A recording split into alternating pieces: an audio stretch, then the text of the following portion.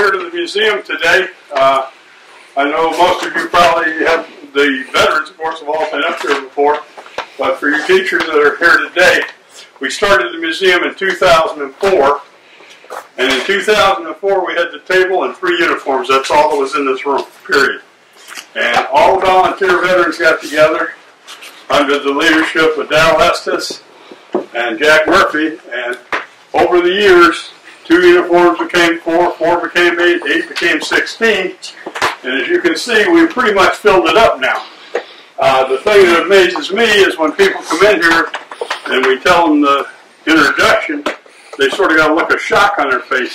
All these uniforms you see in this room, the average age is 19 years old, and the thing is very interesting, they're all from a 35-mile circle. So they're all local veterans. Every uniform in here that we possibly could get, we have the story of the person, we have all the correct medals and ribbons on him, got his picture, we got newspaper articles attached to some of these, and it's very interesting because literally we can take you around in here and tell you a story about every one of the uniforms. If you had a week to stay here, we could do that. Now today we won't do that. We may show you a few of the key ones in here. The thing that you're very lucky for today is everyone in this room is a veteran. And I didn't count it up, but we probably got somewhere close to 300 years of combat history sitting right here at this table. We are blessed to have our World War II veterans here. These guys are all in their 90s. Then we've got the Korean War veterans. They're the next oldest group. And from the Korean War, we go to Vietnam, which I was part of. And then after the Vietnam War, we have today's warrior. We have Juan over here, who served in Afghanistan and Iraq. So he's going to talk to you and tell you things about that. But make sure you take advantage today to go around and talk to all these veterans because they have some marvelous stories. We've featured them at high school symposiums. They've been featured on the internet through Dave's Skype program. These are the best of the best in this room.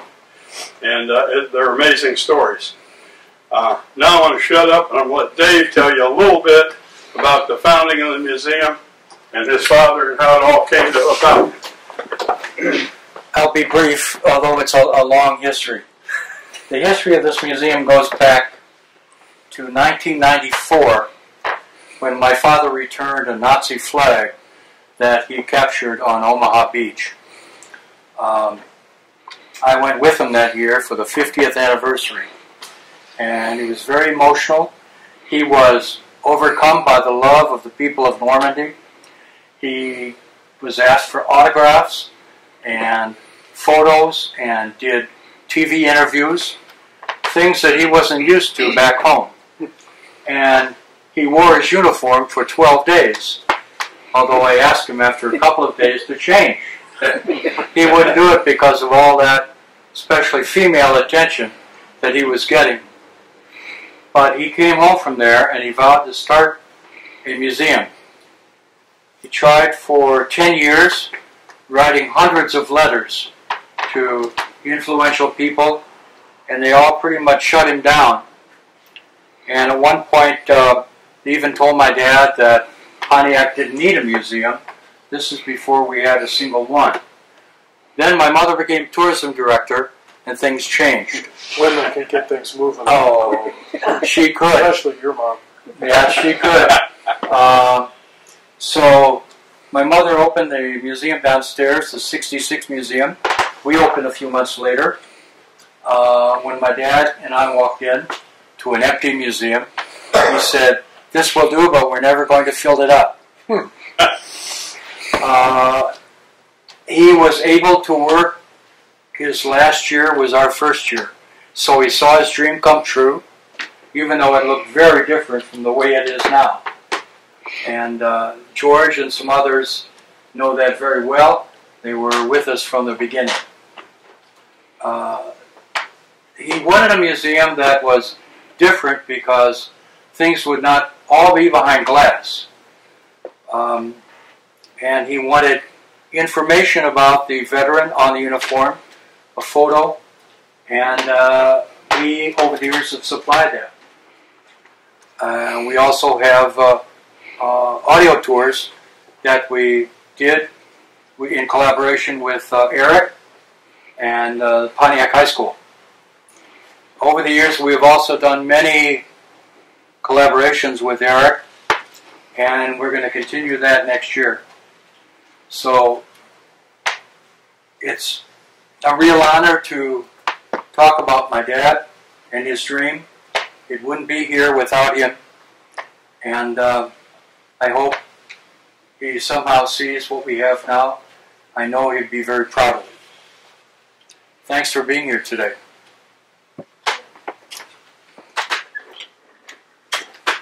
Okay, I thought rather than me stand up and talk about it, why don't we just start around this end and everyone just tell your name, what conflict you were in, and maybe really a little brief synopsis of your military history and what you've done. And that way they'll know your names, and then later we can do more detailed interviews. So we'll just start over there at Raleigh and just go around the whole. Well, you're not starting. You don't have to stand up. No, that's all right. I thought that This is informal. You're not starting with the best one. You're all the best. My name is Raleigh Gagnon, originally from Massachusetts, Boston. Boarded a U.S. destroyer, commissioned it in Boston Navy Yard, 1941. I went through the entire war. The Earl, the USS Earl was the destroyer, and I had over 300,000 miles on the Earl when I left it, and we crossed the Atlantic 16 times, and we sank 2 U-boats, destroyers. We encountered many destroyers during those trips to Europe. In Europe, I was mostly in the European theater, and there was 4 invasions there. The first invasion in Europe was at Casablanca, North Africa, and I was in the second wave of that one. And then I was in the first wave of the Sicily invasion, and then we helped in the Naples and Anzio invasions. And that was the 3. I was not in the Normandy. We were on convoy when the Normandy invasion took place. Following the European theater, they converted the destroyer into a fast mine sweep to invade Japan. And so we were on our way to Japan. And of course, President Truman then gave permission to drop the atom bomb. And so it was just a few days afterward that they surrendered. So that was the end of World War II. And I took advantage of the GI Bill and went to the University of Illinois and continued my education. And joined the Veterans Administration to develop rehabilitation programs throughout the United States. And following World War II was the beginning of actual rehabilitation programs throughout. So we have to give credit to the Veterans Administration for that. Thank you. Thank you, Ralph. Hi everybody, my name is Juan Ruiz. I was in Iraq twice, and I was in Afghanistan twice. I served with the 75th Ranger Regiment, 2nd Ranger Battalion out of Fort Lewis, Washington. Our primary mission was to kill or capture high-value Tier 1 and Tier 2 elements overseas. We worked with an organization called JSOC, which is stands for the Joint Special Operations Command. 90% of our missions overseas were conducted at night via Chinook or Black Hawk helicopter. Oftentimes we would infill and we would walk in to link up with a SEAL team if it was if we were going down the Tigris or the Euphrates for a mission. Some key missions that units such as the one that I was in were involved. Prior to me joining 2nd Ranger Battalion, they were involved in the rescue of Jessica Lynch. When I was in, my Ranger Battalion played a key role in the capture of Abu Zarqawi. In 2005, my Ranger Company rescued a gentleman by the name of Marcus Luttrell, and we rescued, or excuse me, we recovered the bodies of the helicopter that was shot out of the sky. Many of you might recognize the movie Lone Survivor. That was a mission that we played a key role. There were a bunch of Korean missionaries that were taken captive in 2006. I don't know if you guys remember that or not, but we were given a stand-down order on that. For some reason, Korea decided that they were going to negotiate with the terrorists, and they let most of them go, and they killed 2 of them. We went in the next night and eliminated the key operative of that mission, or the guy that orchestrated the whole thing. I served 4 years, combat wounded. I call them superficial. I can function a lot better than some of my friends that were injured overseas. Had a chance to work with some of the most skilled warriors in the military. Wouldn't change anything for anything. Right now I'm working to wrap up my bachelor's degree in sociology, and my plan is to pursue a master's in social work, and hopefully work with the VA in Peoria or Danville to help some of the guys that are coming back. Thank you.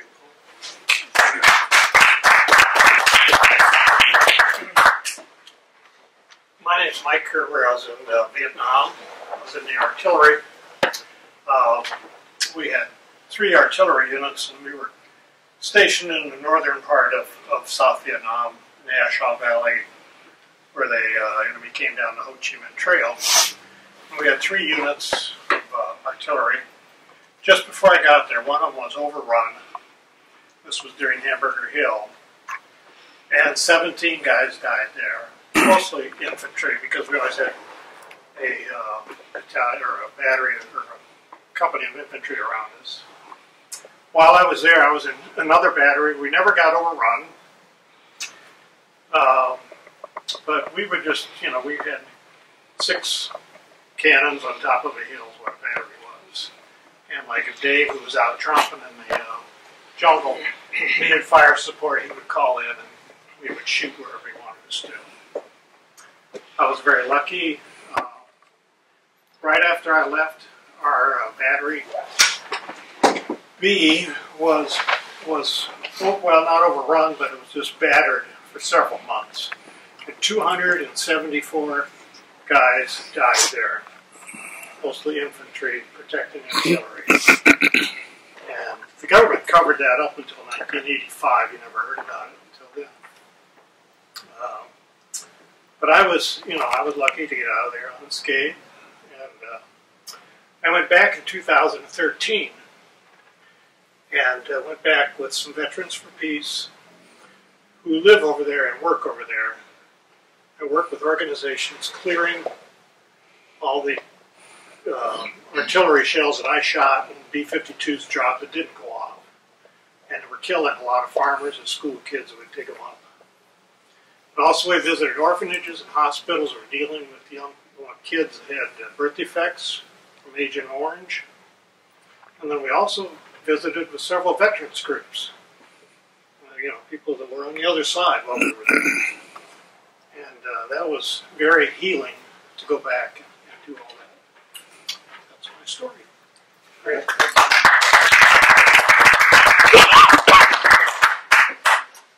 I got a great story. My name is Don Fortna. I was too young for World War II. I graduated from high school in 47 and war was over in 45. I spent 2 years in the Navy, never saw a ship, never left Great Lakes, and my only claim to fame, I'm a warbird collector, and that collection out there of 25 warbirds happens to be mine. I donated it to the museum, and if you want to know anything about it, I'll be glad to tell you. Thank you.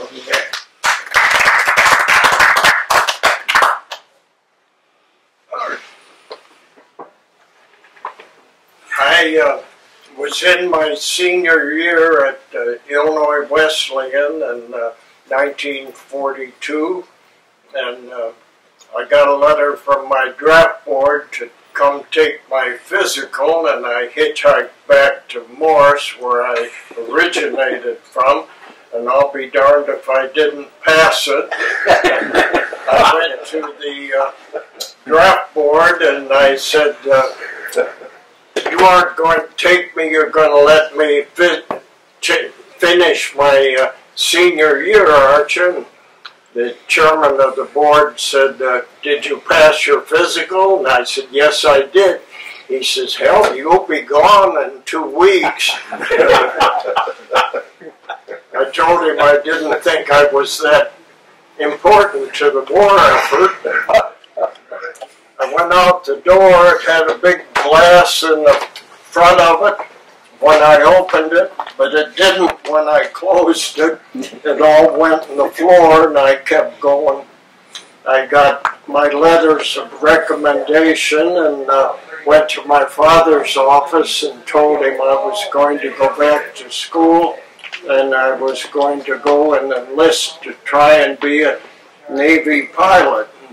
2 or 3 of my fraternity brothers had become pilots, and of course you couldn't get a job when you graduated anyway, so quite a lot of the boys went in the military. I wanted to be a Navy pilot, and I was successful. I graduated from Pensacola and became an ensign. They wanted me to be a Marine, but I said no, I wanted to fly off the carriers. The Marines were all island-based, and I didn't think I wanted to do that. So I learned how to be a carrier pilot. We got Hellcats, which were about 14,000 pounds at 2,250 horsepower, just a little bit slower than Zeros, unfortunately. But, you know, the Zero had to make a turn and back and forth, and we'd cut the circle, and they look bigger when they're turned, and so you got a good shot. And it didn't take much to put them down. They caught on fire. You don't want to get too close because all the debris slows down and you're flying into it. So you had to dodge one way or the other or down. But we shot 91 Japanese down. They did not shoot one of us down. We got holes in that, and we lost 31 pilots, all to operational or to anti-aircraft. It sort of makes you sweat when one of those breaks maybe 50 or 100 feet from you, shakes the airplane, rattles the canopy, and so on.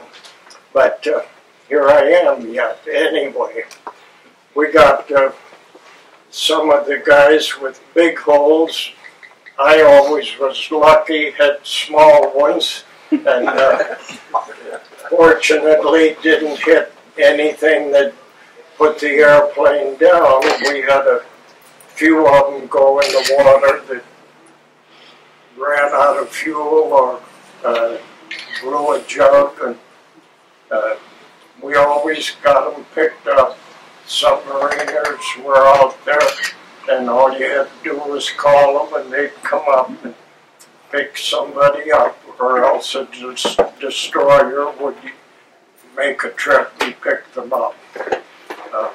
One of the things that I really did not enjoy, the typhoon off the Philippines came along, and I had been put across by a breeches boy from one ship to the other to go pick up a replacement aircraft. And consequently, I was on the destroyer, and it got too rough for them to put us back. I wasn't the only one. There were 5 or 6 pilots that had gone over on the can, and consequently, with the typhoon coming up, 150, 170 mile-an-hour winds and 75 to 100 waves. We spent 3 days on that can. It's the only time I ever ate K rations. That can rolled 54 degrees. 54 degrees, you're almost shipping water down the stacks. Yeah. And it was supposed to keep rolling after 45. The captain never left the bridge for 3 days, and I always thought that he was the most wonderful guy in the world.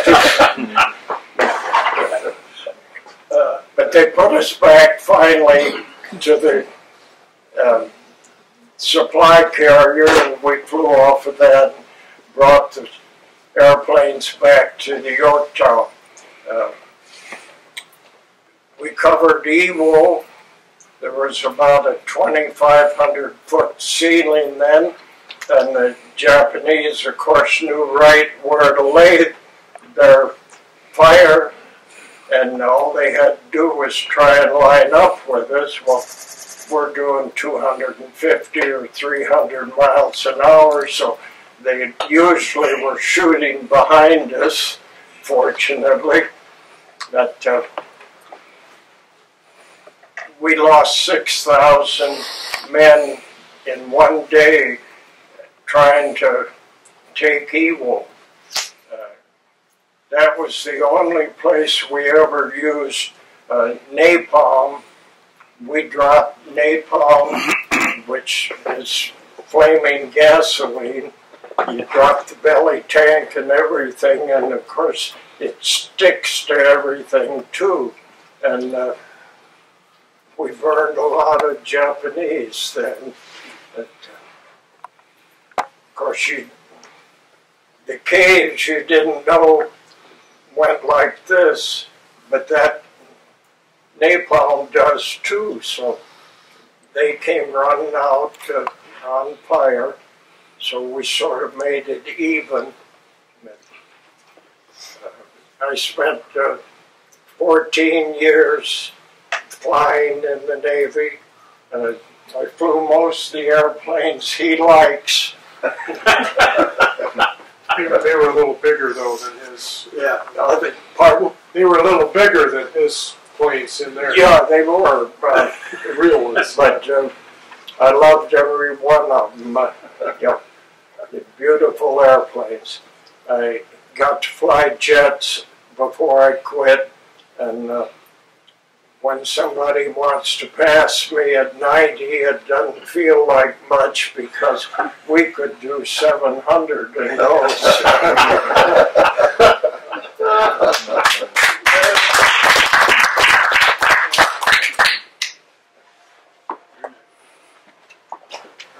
My name is Ralph Messer. I'm the curator here. My service was in the Army and the National Guard. I was also in the Tennessee Guard. My service overseas was on the island of Grenada in 1983. Our mission was to rescue 970 mostly American medical students at the St. George's Medical School down there. Also was to suppress a coup attempt that was aligned with Cuba, and we successfully completed both those missions. While I was there, I was attached to the 22nd Marine Amphibious Unit. It's now called the 22nd Expeditionary Unit, and so I guess that makes me an honorary Marine. Sorry, Bill. But fortunately, my time there was relatively quick. I was there a little over 2 weeks, and nobody that was in my unit was wounded. But I did lose a friend. He was a helicopter pilot, a Black Hawk pilot. His name was Keith Lucas. His helicopter was shot down the first day of combat. So that's the only person that I personally know that was killed in combat. But nobody that I was with was. So. Thank you.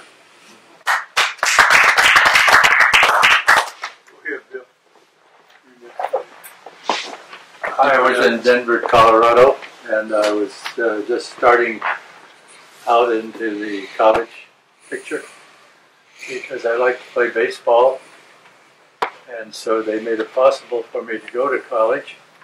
Everything was working out very nicely, and lo and behold, I was right at the point where they said I had to get into the service. Well, okay, the rest of the guys are going to do that, so I'll do it too. And we all went down to a place called Marines. I said, well, is that like Army? I'll go there with you guys.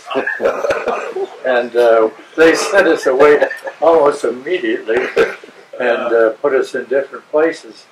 I didn't get to stay with my buddies at all, but I had to do a lot of things with the guys that I had just met. We had to fight each other, and we had to run with those fellas, and I said, this is a rough outfit, I'm not too sure.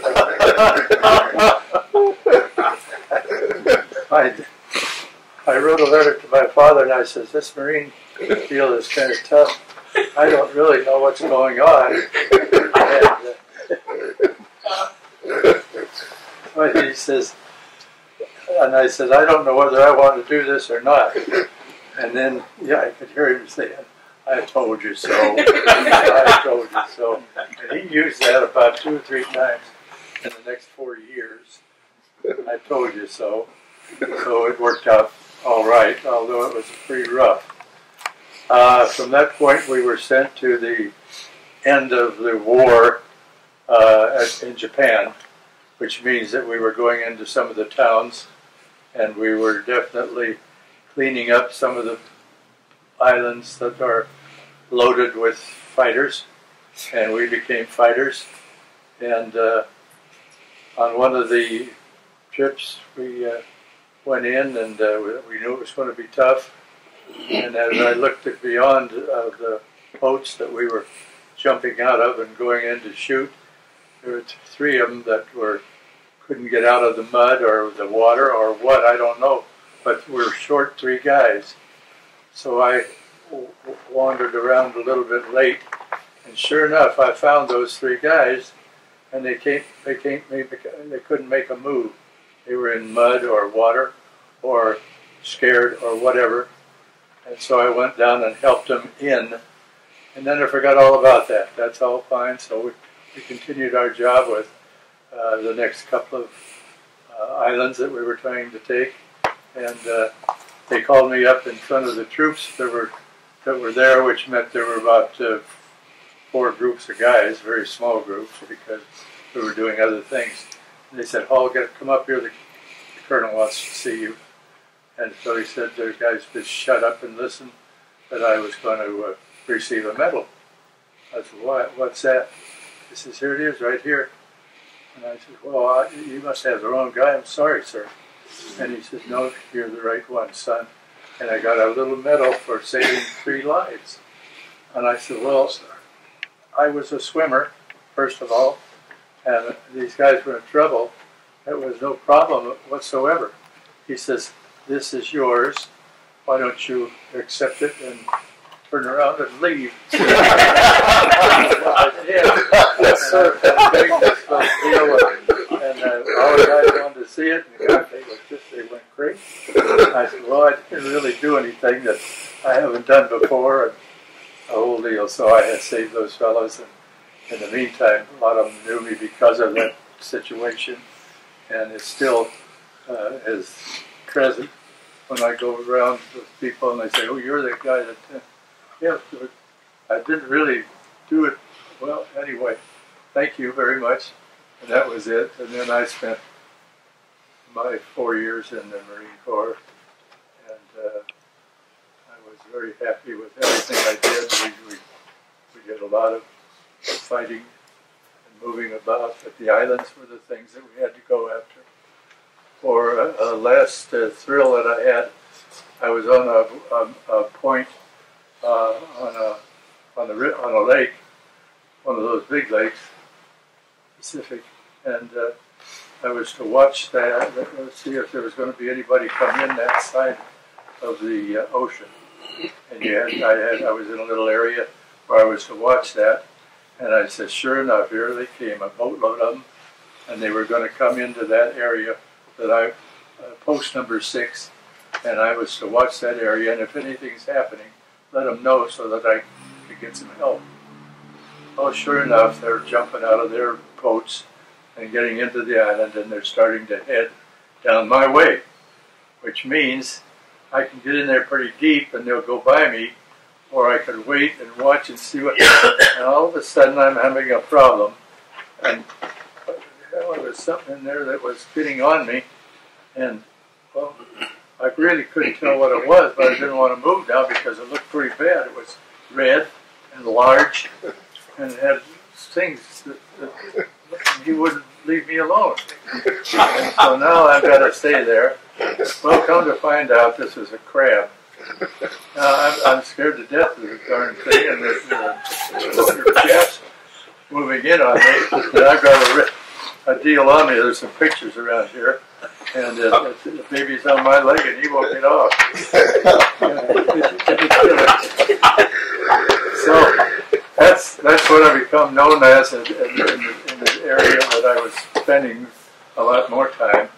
And we took Mr. Crab and we fixed him up so I could take him on with me, and that's the end of that story. But it's funny how the little thing that could upset your gang, because he was going to stay there, and he helped me give the signal and saved a lot of lives on that, because from that point on, we could take care of that area where I was, thanks to the crab. That's all.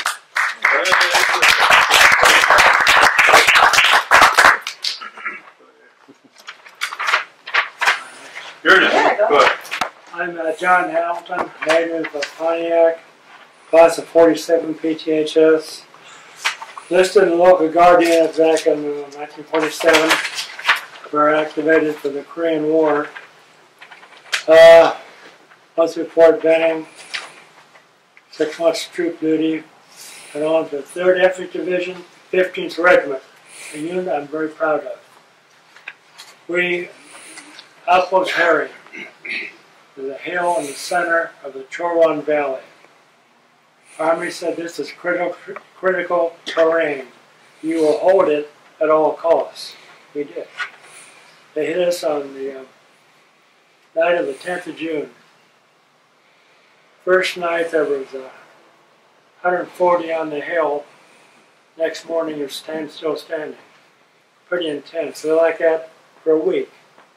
We held. After that, the war ended.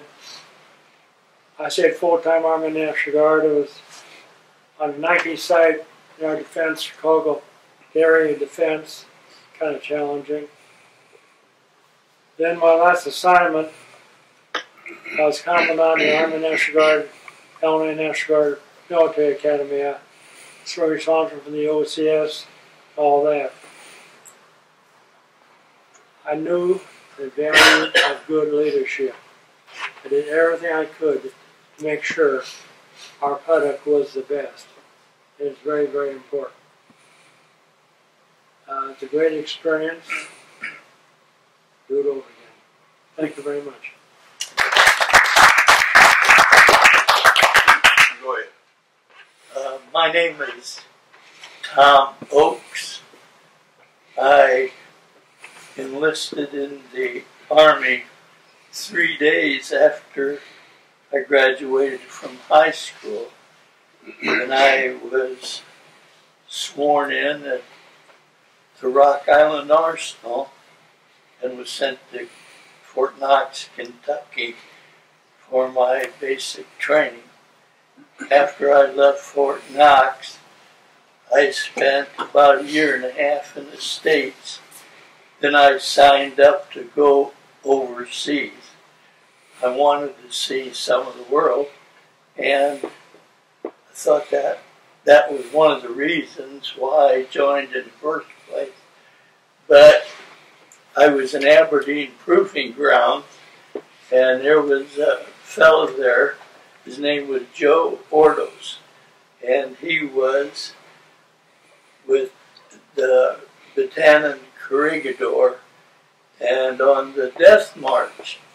And he heard that I signed up to go overseas, and he came over and he said, "Hey kid, don't do that." I said, "Why?" He said, "You know, you're going to get over there and you're going to get your ass in a bind, they're going to start a war, and you're going to get trapped." And I said, "Joe, the war's been over for 2 years." He said, "We won, remember?" So it didn't bother me, and I signed up to go to the Far East. And I went to Japan for occupation duty, and I was there almost a year. And we heard rumblings that there was some military action going on in a place called Korea. Well, that didn't mean anything to us, really. But we had gone to Sasebo, Japan, and we had gone through amphibious training. So we knew that there was something happening. And it wasn't long after that, they fell our battery out. I was with the 92nd Automatic Weapons, 1st Cavalry, and they fell the battery out and asked the men who had prior combat experience to take a step forward, and they went through and they picked certain people out that had combat experience and sent them to the 24th Infantry. Well, the 24th Infantry was the first outfit that was sent to Korea. And so it wasn't long after that till we got orders to go, and we loaded on old American LSTs that was sold to Japan after the war, and we slept on the decks. It was in July, so the weather was nice. That was one thing. But we went to Korea, and the war started the 27th of June. We arrived the 18th of July, and it was about 2 weeks after the war started. We went in from a little port called Pohang Dong and went in a couple of miles and bivouacked, and then moved on north. Well, we got to a place called Daejeon. I don't know if you remember that, but that was the battle that General Dean was captured. I think he was a major general, and he was the highest ranking officer captured in the Korean War. And the 24th had been surrounded, and they took about, I think, 900 guys was killed. It was really bad. But we relieved them there, and I was sitting right in the middle of the road leading out of Daejeon, and I had a half track, and to my right was a railroad siding, and there was a large dock there, and on that dock was piled dead and wounded soldiers. They were sending back south. They were loading them in boxcars.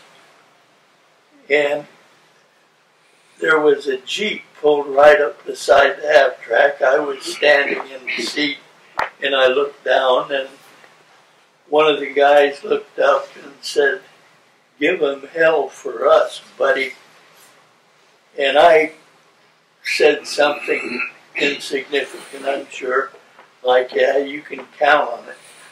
But the gun I had, we had Second World War equipment. The gun wouldn't even shoot 37 millimeter. I needed a breech lock for it.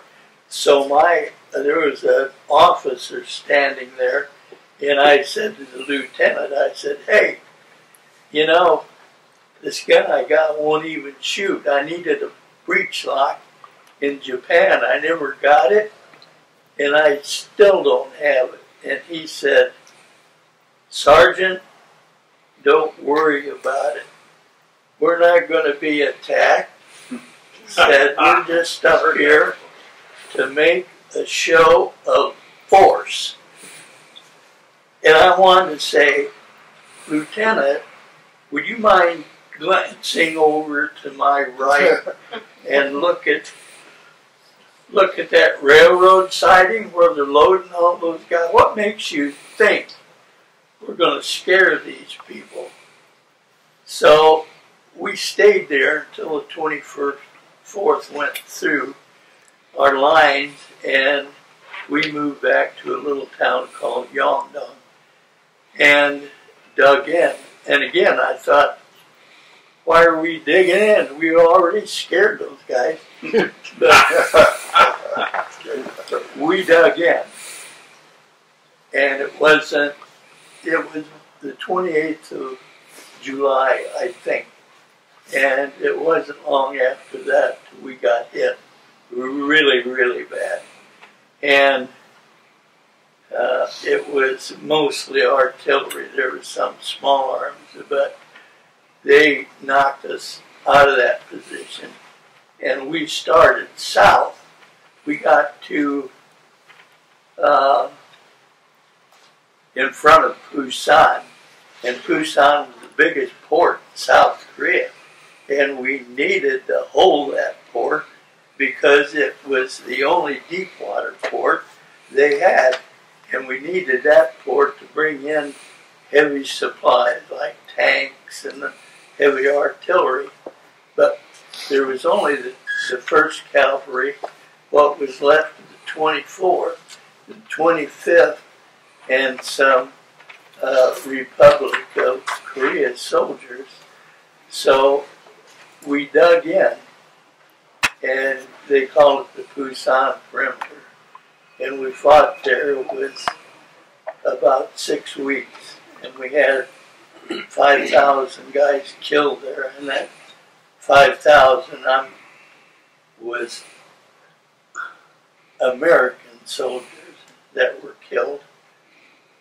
And we managed to hold, and the longer we held, the stronger we got because we were getting reinforcements.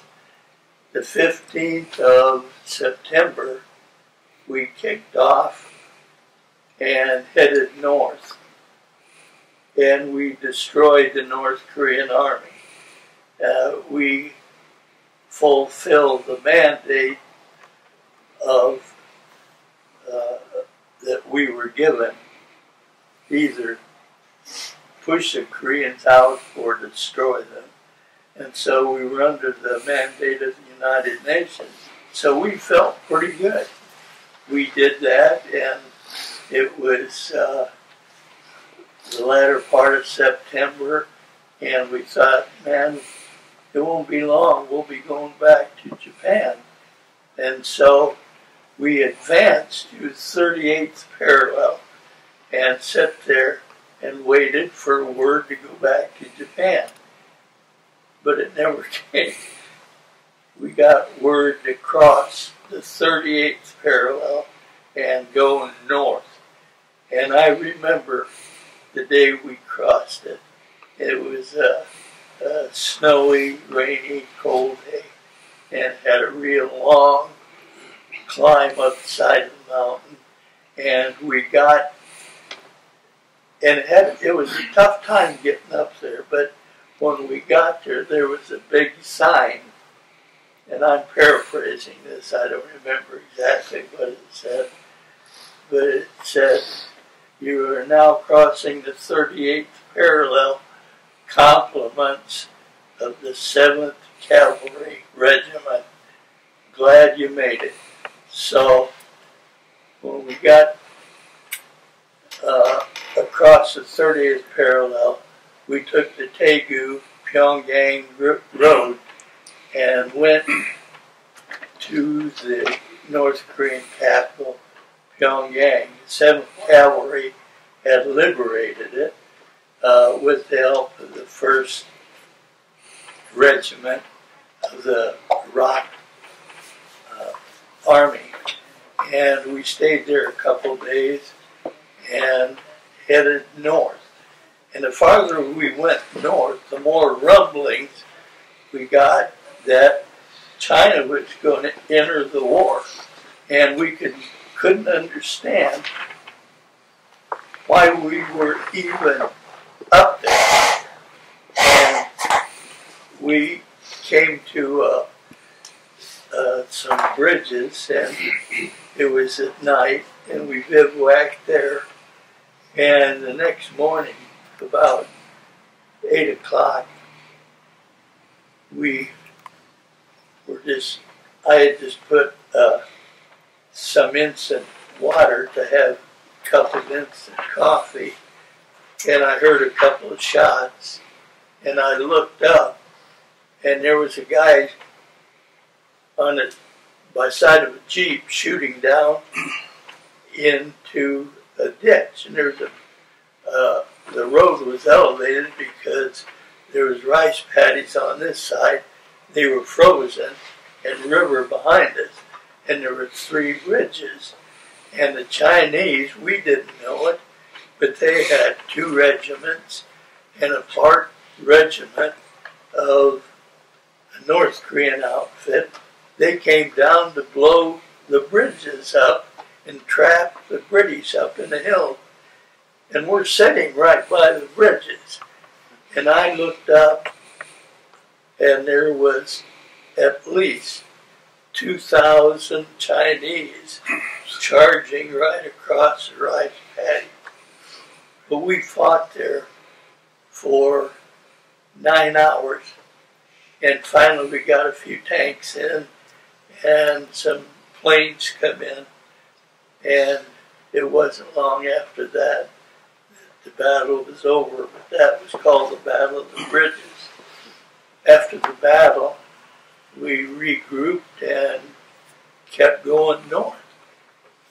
And we finally come to the Chongchon River, which is a tributary of the Yalu. And the Yalu is the border between North Korea and China. And we were setting up there, and we were on duty that night. Well, that was our job, to provide security for the artillery. And I want to make a long story short, but that night I heard something across the river. We were sitting right on the river, the half track I had, and I called in and said, hey, there's something happening across the river. I heard some shots and some shouting down the river. There's something going on. And the guy on the other end of the phone said, yeah, we're aware of that. Don't worry about it. And I said, don't worry about it. I'm the one sitting on the river out here. You know, I'm going to worry until I find out what's going on. But anyway, I heard some more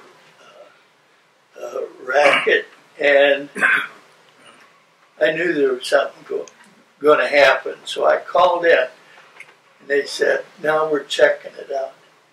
Don't worry, just calm down.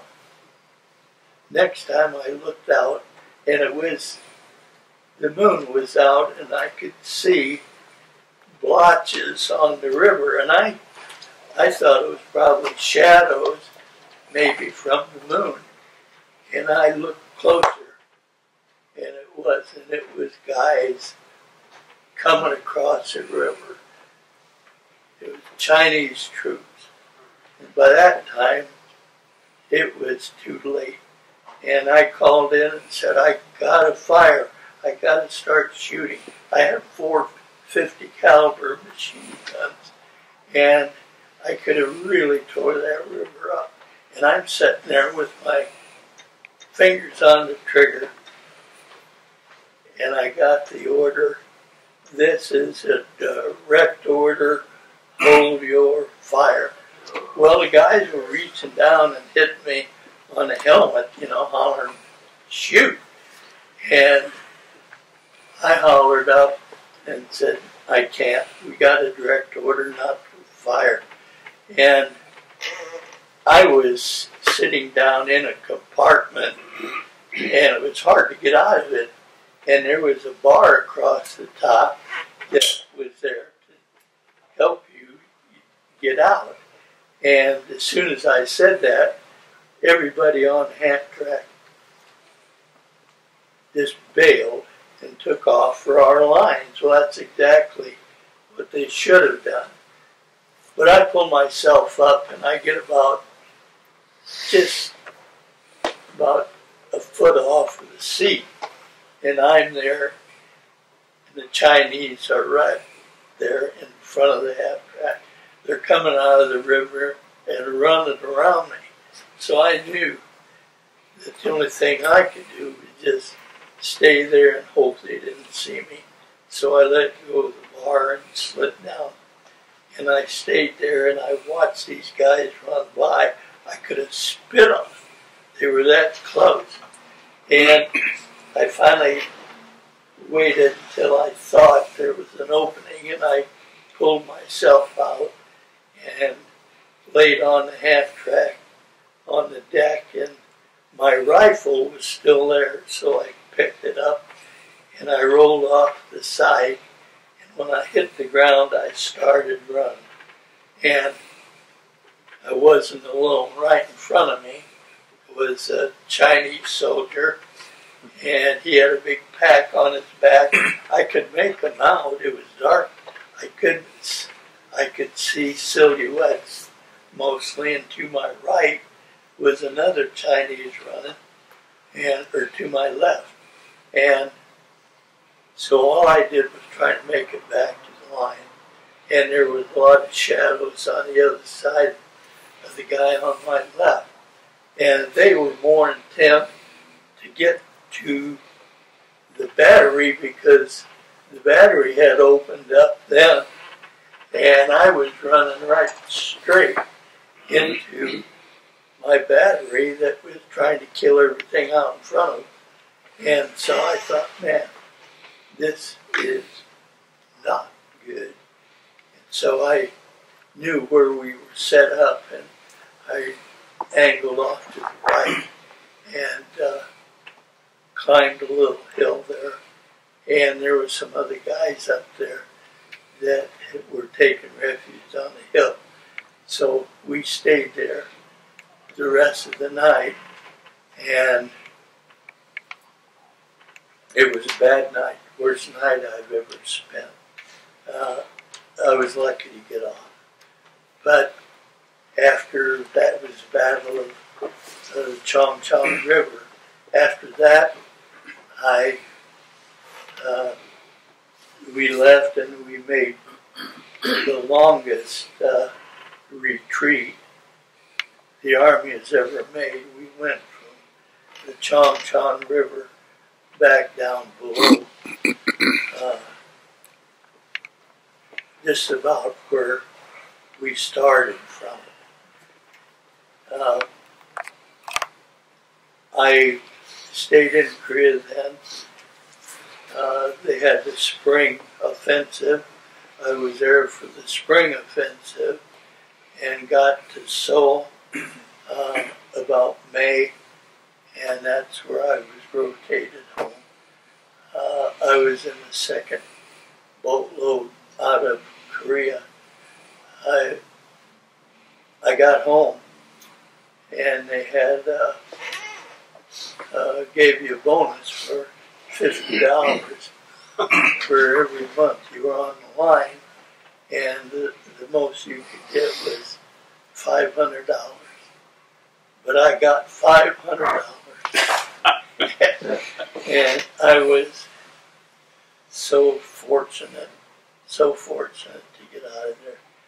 And the ironic part, it wasn't, I had just got home in probably July, September. I got polio, and I was medically discharged from the Army. And after all that I had gone through without a scratch, I came home and got polio. So, but that, and I was medically discharged, 1952.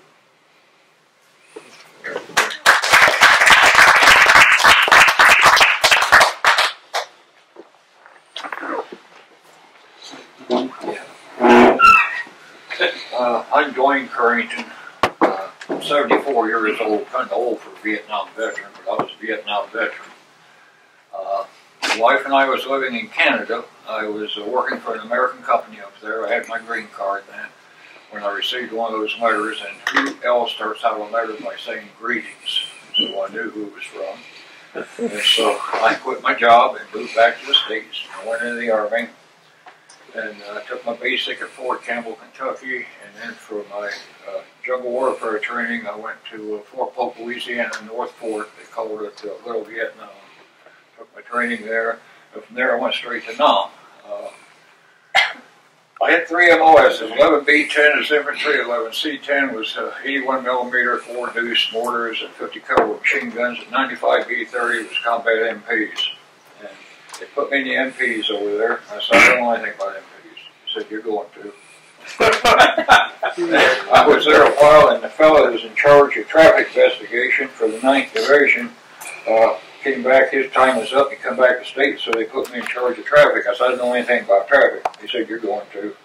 And while I was in traffic investigation, they asked for volunteers to raid villages of a morning. And I volunteered because these 18-year-olds are scared to death, and here I was 24, 25 years old when I was in Nam.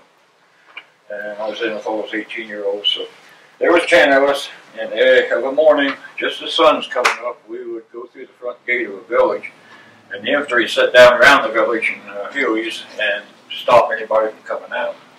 And so we go in and flush them out, and then take the Viet Cong back for interrogation. And after we interrogated them, then the rules of the game was we had to turn them over to the South Vietnamese, and they didn't want them, so they just shot them right on the spot. One case, we hit this village. It was set up like most of them, hooches down each side, elephant grass in the middle, about up to your waist. At the end was a church, 4 banana trees in front of the church. There was 4 banana trees in front of the church.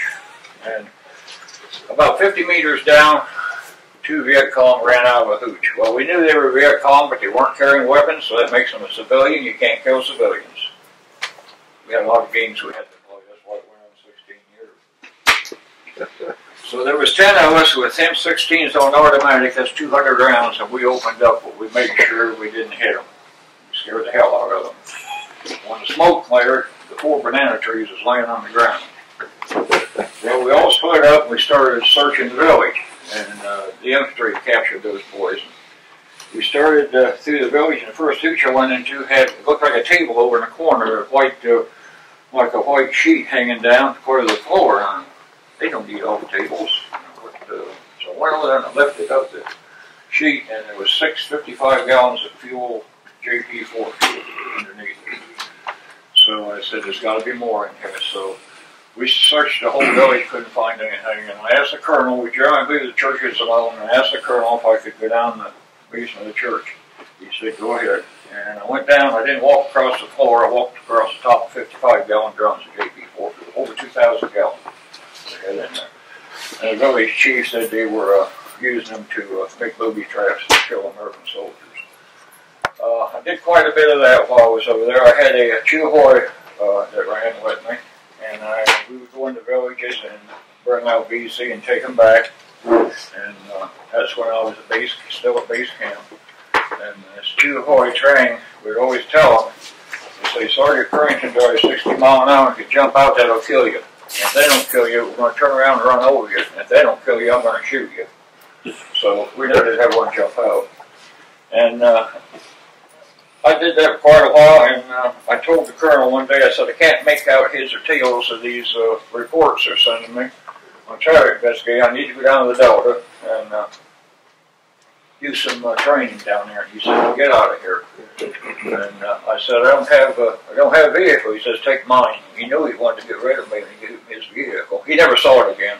I won't tell you what happened to it, but anyway. I got down there, and the same thing down there, running convoys. They needed people to run convoys and had these 18-year-olds running. They were scared to death. We didn't have Humvees with 6 layers of bulletproof glass in the windows. We had an M15182, which was a Jeep. I had my grenadier sitting beside me. He had the M79, and then Ruby Doe was on the M60.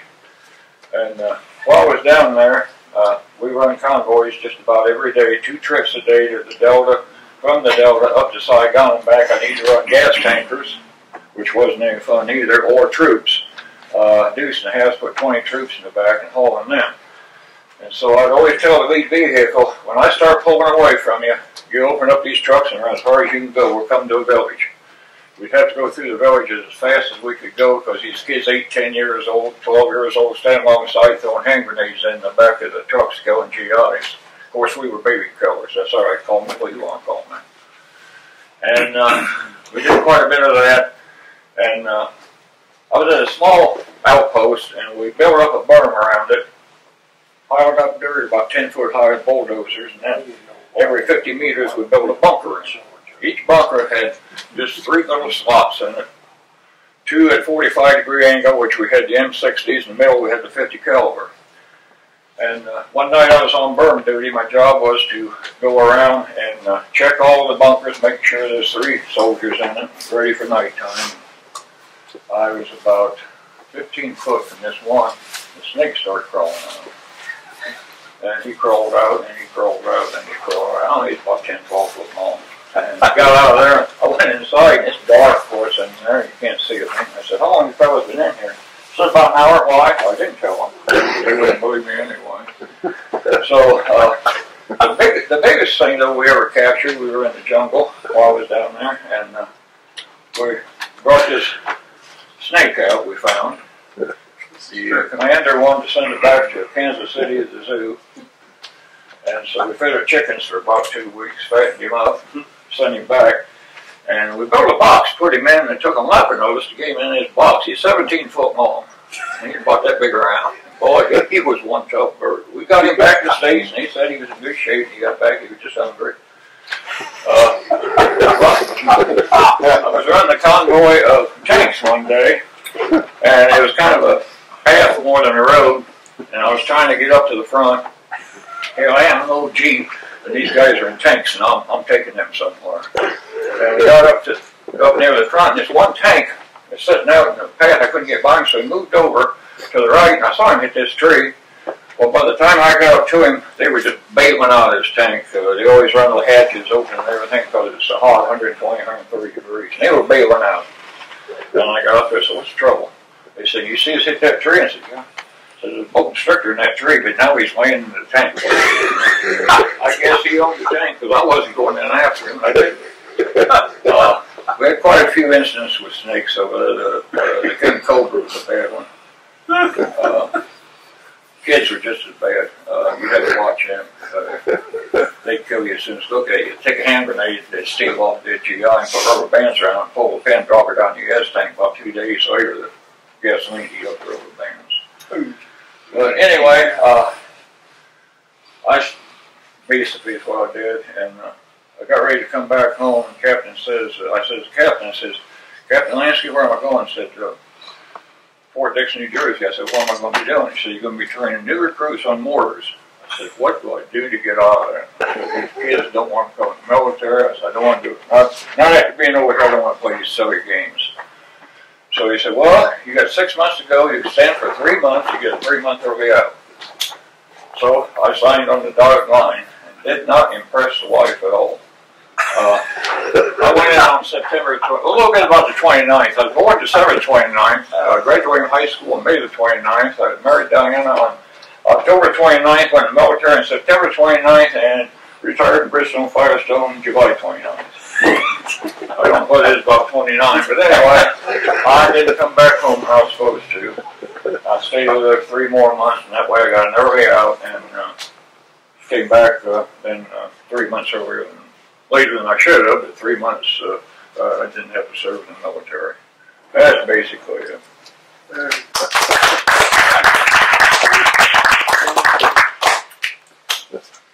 My name is George Pontiac. I'm originally from Minnesota, and I was working with the railroad as a telegraph operator in Montana, where I got my call to report for physical induction. And I was inducted in Minneapolis on the 16th of April in 1951. We're taken by train to Seattle, Washington for processing, Fort Lewis, Washington. We were there about 3 or 4 days. We were taken then by troop train from Seattle to Chicago. From there, the men were just scattered wherever they were going to go. I ended up in what is now Fort Gordon, Georgia, outside of, anyway. I took 6 weeks of basic training, and from there was moved over to a school company. I did not know what I was going into, but this is what I was into.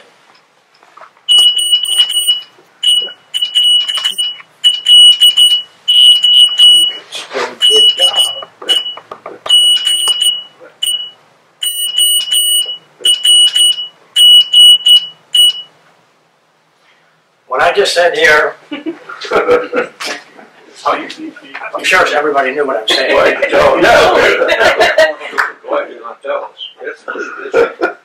I just said out was, hello, this is George, in Morse code. We had classes every day in the Morse code. It was in groups of 5 letters. Made no sense of what it was. In order to qualify for a high-speed radio operator, we had to be able to take 25 words a minute on the typewriter, which doesn't seem like very much. But when you don't know what's coming next, you can't guess. After passing that, then we had to send with the hand key 20 words a minute, and the message was recorded with the same with the groups of letters. 20 words a minute, and then you had to receive it back.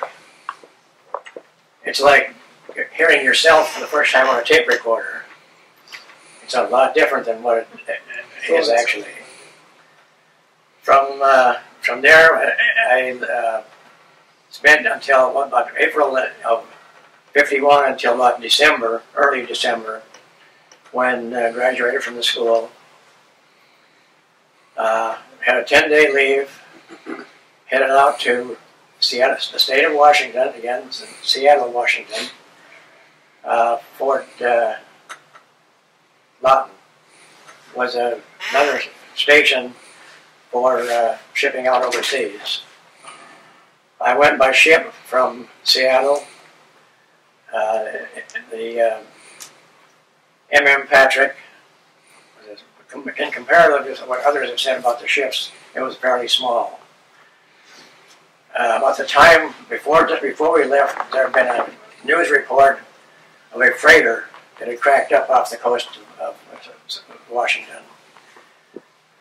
We searched the area and we found no survivors.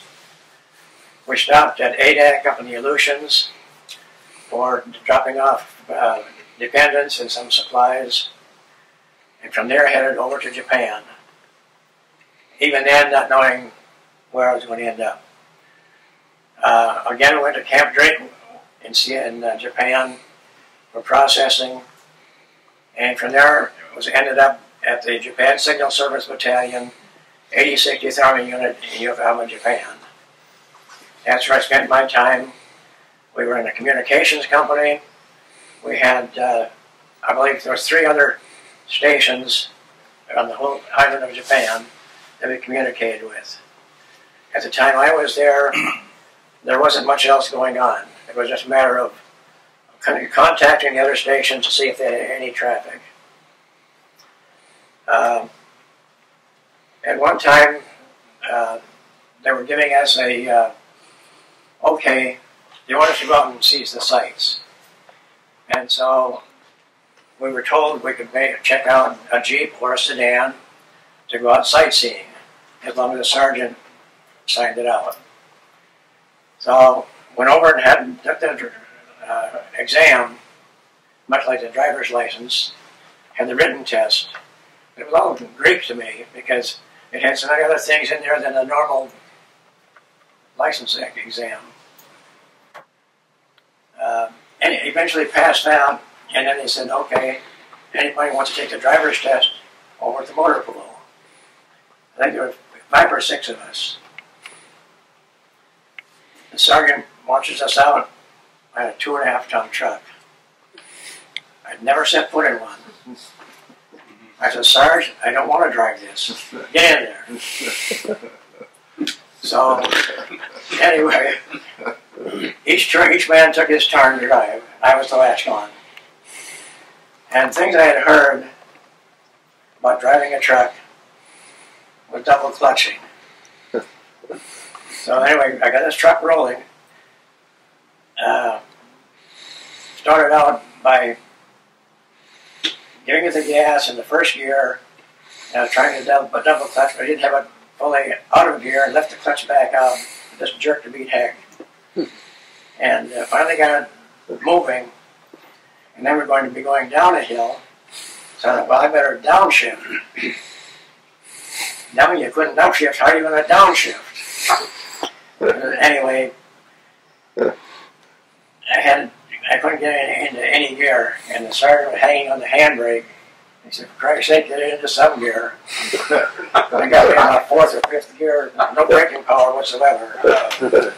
And down at the bottom of the hill was a stop sign. He couldn't stop. And his buddy, before you do this again, you better get more practice. Without being disrespectful, I said, Sergeant, I told you I didn't want to do this. Anyway, eventually I did get a license to go on a Jeep or a sedan. And we did go out sightseeing a few times. In the company area, there's a battalion executive officer who you never knew exactly how to take him. Sometimes he could be very gruff and strict. And then again, he was just like a kitty cat. There was one time that I'd been coming back from the supply room with my linens.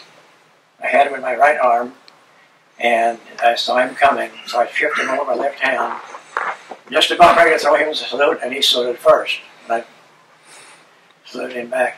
And we met. He said, aha, I beat you to it that time, didn't I? So,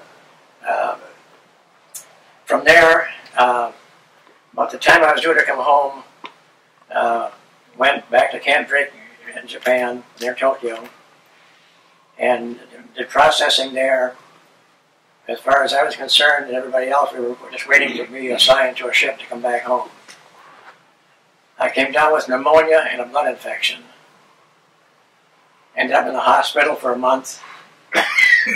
Part of the story, I tried to go on sick call, the medics that night, and then come back in the morning. My face was swollen up, I was hurting. So a man by the name of Richard Derby called the ambulance for me.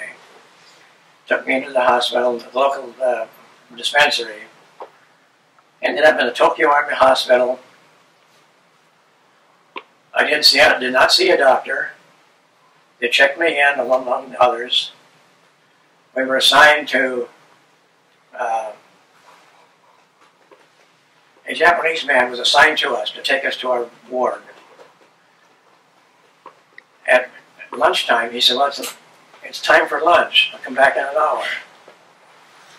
And there I was, hurting so bad, I had nothing, didn't know what to do. Anyway, I can remember being in a ward, many doctors and staff around me. They took a lot of x-rays. I don't know if it was the next morning or exactly. Next morning I woke up in a room all with myself. I looked around at a corpsman came in and I said, where am I? He said, you're in officer's ward. I said, I'm not an officer. As we know that, but right across the room, the hallway was the nurse's station. I want to make sure that they kept close track of me. The medication they were giving me was penicillin. A shot in the hip every 3 hours, plus an IV. They kept that up for 4 or 5 days, and then they said, we're going to continue that for 10 days to make sure that the infection was gone. And I said, gee, can you cut it down a little bit? My butt was getting pretty sore. But they did have cocaine in it, so all they got was the needle and nothing else. But one night about midnight, the nurse came in to give me my shot. It was a plain shot, and I just saw it right off the ceiling. Anyway, after the 10 days, everything looked good. And the doctor came in, and he said, well, things look good. He said, you should be able to go home. So he said, I'll check back with you at noon time. So I packed my gear, sent a letter off to home. If I flew home, I was going to be home at a certain date. Anyway, the doctor came in at noon, and he said, have a chair. He said, we had a consultation on your case. And he says, we feel that you should take a 10-day convalescent leave. So I went back to my old outfit for 10 days, had a ball there. Didn't have to do anything, just keep my area clean. Came back and checked out again, okay. Flew back from Tokyo in a Flying Tigers airline. We stopped at Wake Island, Honolulu, and then California. Eventually I got to Fort Carson, Colorado, where I was separated. And lo and behold, here was Richard Derby, the man who called me the ambulance for me in Japan. He came by ship. And he had a story to tell. He said, you sure shook him up. Evidently, when boarding, they did not check close. All my records were aboard ship. I wasn't. Come disembarking, then they were handing out the records. I wasn't there. He says they were really shook up because they were afraid that I may have been lost at sea. But he was there with earshot, and he told them, no, he's still over in Japan in the hospital. So anyway, and that's Fort Carson, Colorado, was where I was separated after 2.5 years. That was my military experience.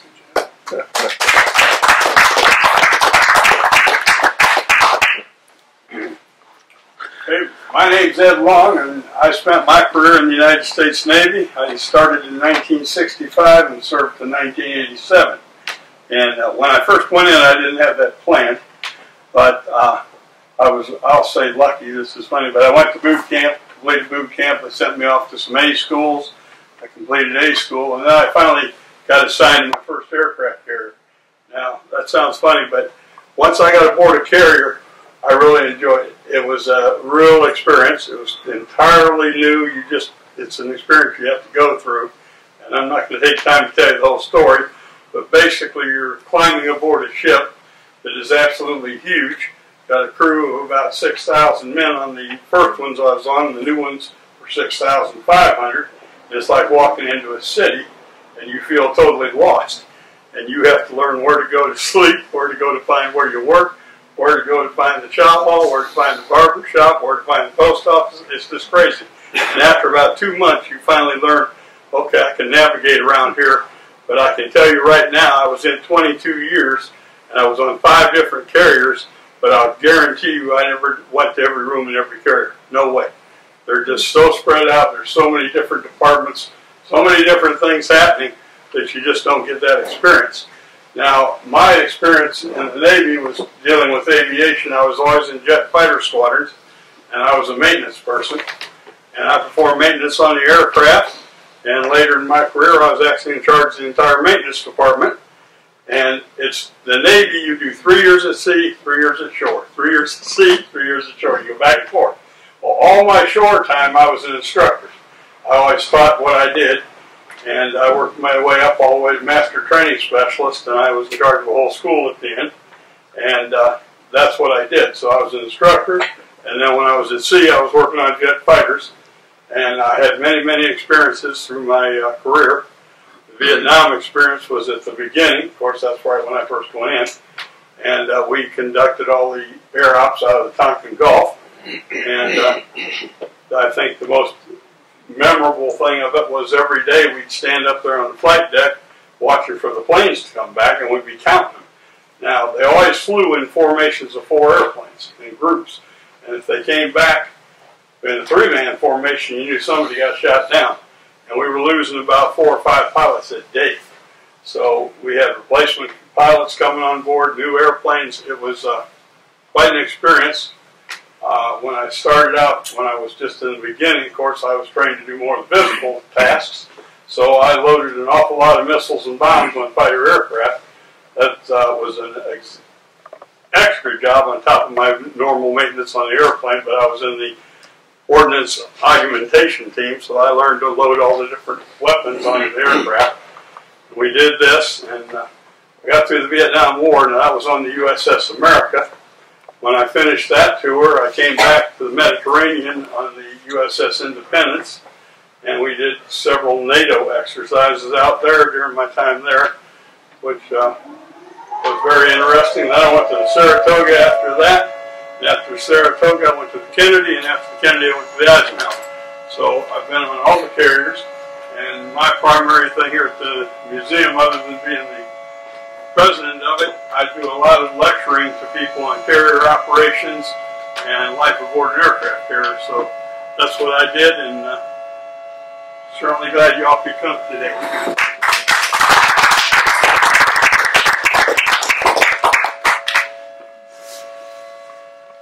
All right, back to you now. What do we get to do? Listen today. I thank the city of Pontiac for setting off the alarm. Yes, I get to hear the I want to thank all you gentlemen for this very powerful testimony.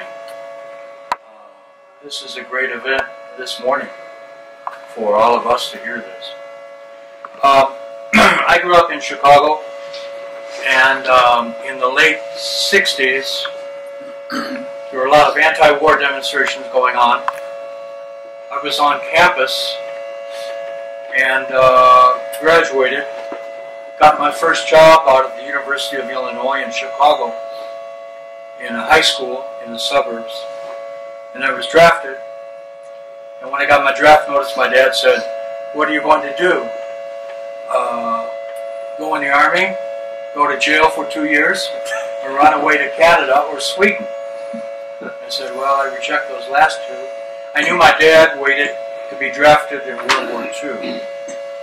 And so I went in, and I was pretty sure I wasn't coming back.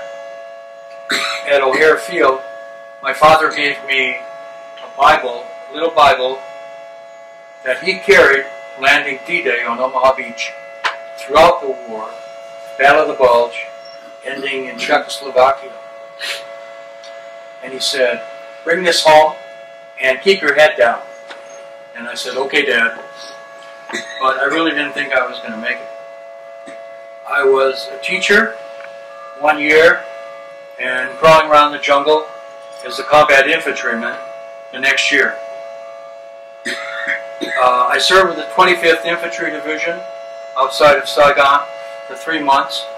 And then they stood down and went home. And I thought, this is great. I'll be going to Hawaii with them. And then they said, no, if you don't have 6 months, you have to go up north to the mountains with the 101st Airborne. And so I did for 9 months with them. Of that, with Vietnam, with the 101st, I spent about 6 months in the jungle. I was in the jungle with the 25th, but another 6 months. And some of those months were on the machine gun team, where I served with my buddy, who was killed with only 3 weeks to go before coming home. The oldest of 13, engaged to be married, going up to northern Wisconsin to start his life.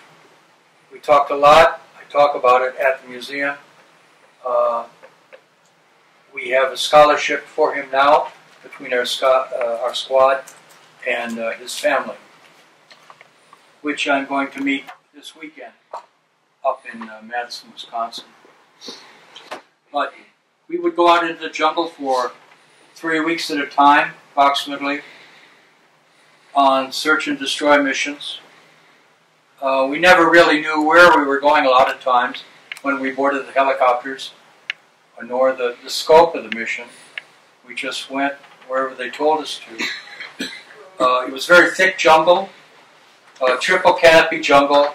It was like being dark at noon. Sometimes you couldn't even see the person in front of you. Most of our actions were ambushes. Either we would set one up or we'd get caught in an ambush off of a trail. So very often we didn't use trails.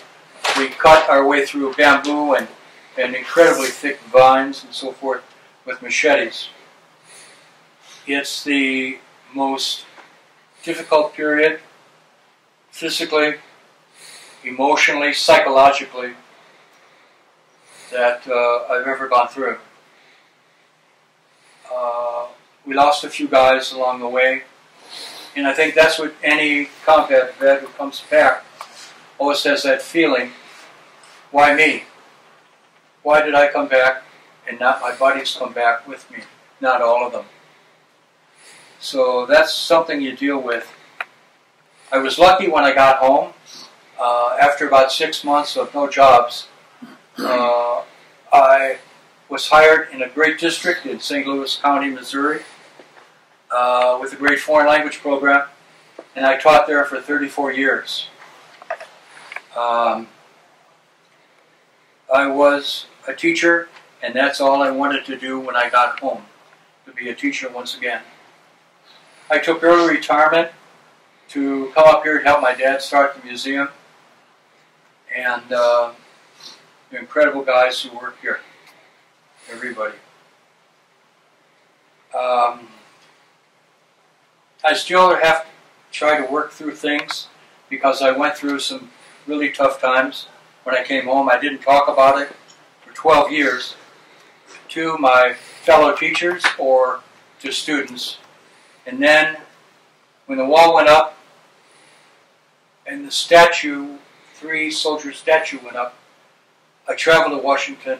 I touched my buddy's name, and people started to separate the war from the warrior. he understood like people like my buddy Bob and I don't start wars.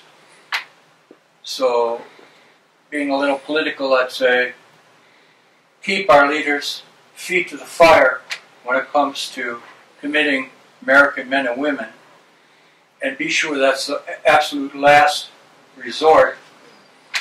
And if we have to go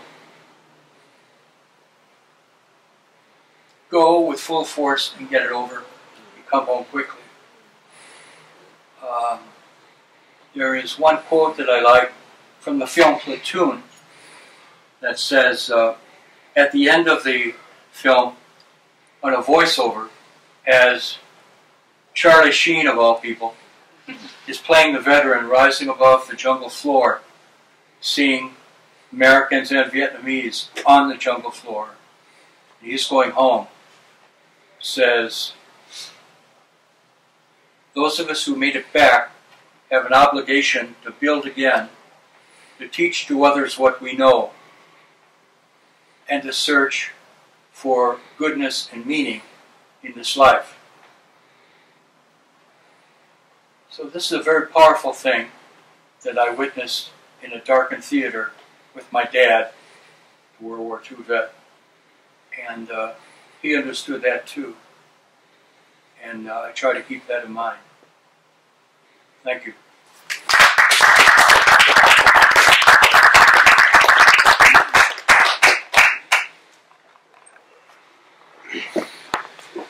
I'd like to say that these guys are the ones. I don't know whether I can say it. They're the ones that win the wars, not us guys up there.